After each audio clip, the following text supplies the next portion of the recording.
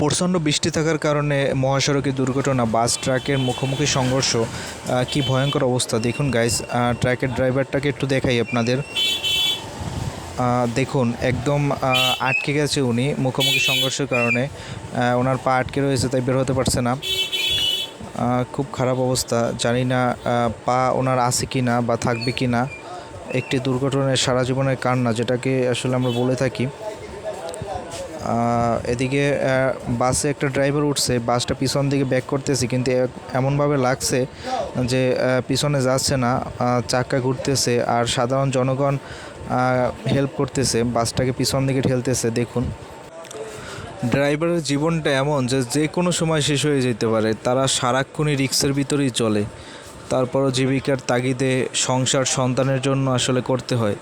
কিন্তু দেখুন এই যে ট্রাক ড্রাইভারটা, আমার তো মনে হচ্ছে যে ওনার পাটা, জানি না, আল্লাহ যেন ওনার দুটো পায়ে ভালো করে দেয়। দেখুন গাড়ির সামনের দিকটা একদম দুমড়ে মুচকে গেছে। তো ট্রাক ড্রাইভার অবস্থাটা বেশি খারাপ।